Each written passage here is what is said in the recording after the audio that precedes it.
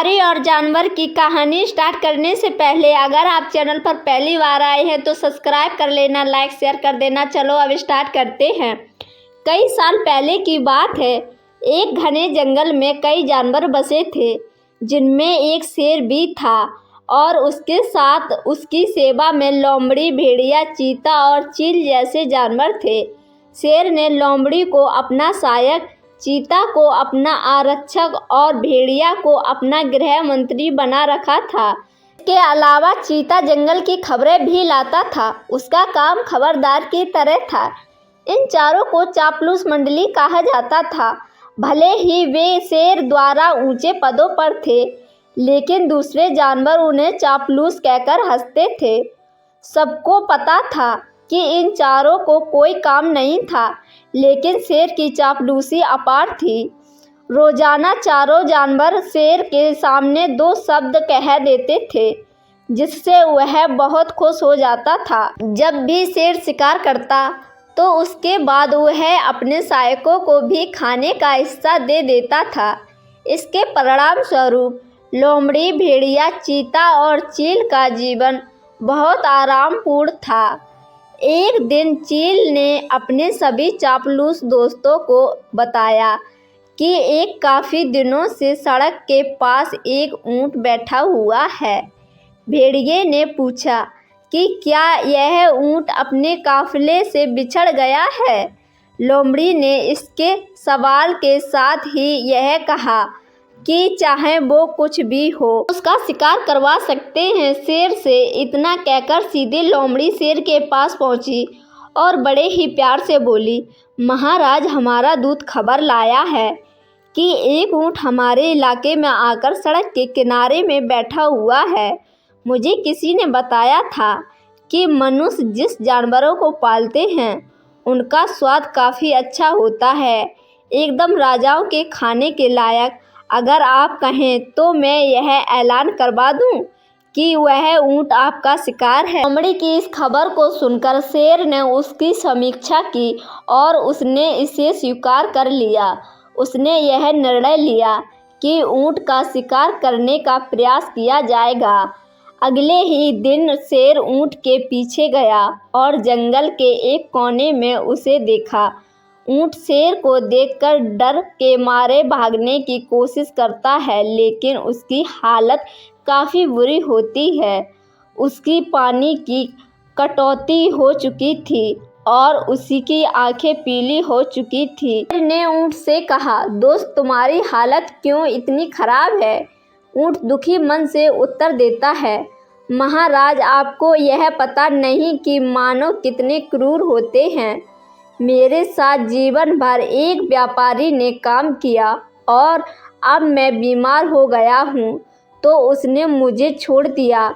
उसने सोचा कि मैं उसके लिए किसी काम का नहीं हूँ, इसीलिए उसने मुझे अकेले मर जाने के लिए छोड़ दिया।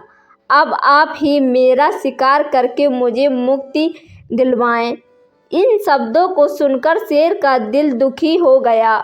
उसने यह तय कर लिया कि यह ऐलान कर दिया जाए कि ऊंट का कोई भी शिकार नहीं करेगा।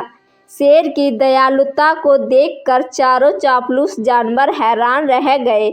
धीमी आवाज़ से भेड़िए ने कहा कि यह तो कोई बड़ी दिक्कत है, लेकिन हम इसे किसी तरह से शिकार कर लेंगे। जंगल के राजा के आदेश के बिना हम कुछ नहीं कर सकते। ऊंट अब उसी जंगल में सुकून से रह रहा था। वह अच्छी तरह से हरी घास खा रहा था और एक दिन वह पूरी तरह स्वस्थ हो गया। वह हमेशा शेर के प्रति आदर भाव बनाए रखता था और शेर के दिल में भी उसके लिए दया और प्यार था। अब शेर की शाही सवारी की स्वस्थ ऊंट से होती थी।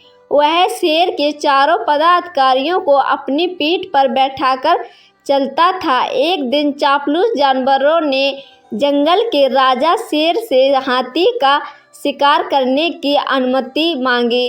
शेर ने स्वीकार कर लिया, लेकिन वह हाथी का शिकार करने में असफल रहा और उसने बहुत चोट खाई। शिकार किए किसी तरह से अपनी ज़िंदगी जीने लगा। उसके साथी भी भूखे रह गए और उनके मन में यह ख्याल आया कि वे इस मुश्किल समय में कैसे अपनी भूख मिटा सकते हैं। सभी ने मिलकर एक योजना बनाई और इसे राजा के सामने रख दिया। सबसे पहले भेड़िए ने कहा कि महाराज, आप इतने दिनों तक भूखे कैसे रहेंगे। बीमार शेर बिना शिकार किए किसी तरह से अपनी ज़िंदगी जीने लगा। उसके साथी भी भूखे रह गए और उसके मन में यह ख्याल आया कि वे इस मुश्किल समय में अपनी भूख कैसे मिटा सकते हैं। सभी ने मिलकर एक योजना बनाई और इसे राजा के सामने रख दिया।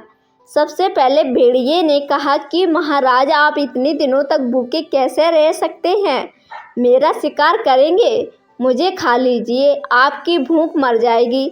फिर चील कहने लगी कि राजा साहब, भेड़िए का मांस खाने लायक नहीं होता, आप मुझे खा लीजिए। चील को पीछे ढकेल कर लोमड़ी बोली, तुम्हारा मांस इसके दांतों में ही लग कर रह जाएगा, आप मुझे छोड़िए, मुझे खा लीजिए। एकदम से फिर चीता बोला, इसके शरीर में आपको सिर्फ बाल ही मिलेंगे, आप मुझे खाकर अपनी भूख मिटा लीजिए। यह सब उन चापलूस जानवरों का नाटक था जिसे ऊंट नहीं समझ पाया। उसने भी एकदम से कहा कि महाराज, मेरी ज़िंदगी तो आपकी दी हुई है, आप इस तरह से भूखे क्यों रहेंगे, आप मुझे मार कर खा लीजिए। चारों चापलूस जानवरों को इसी बात का इंतज़ार था। उन्होंने एकदम से कहा कि ठीक है महाराज, आप ऊँट को ही खा लीजिए।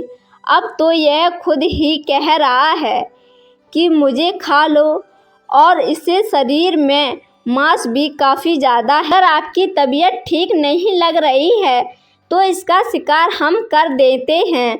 इतना कहते ही चीता और भेड़िया ने मिलकर एक साथ ऊंट पर हमला कर दिया।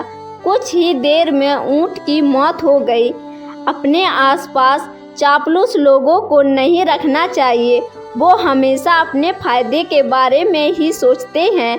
अगर मेरी स्टोरी आपको अच्छी लगी है तो लाइक, शेयर, कमेंट करना। मिलते हैं नेक्स्ट वीडियो में, तब तक के लिए धन्यवाद। हाँ, चैनल को सब्सक्राइब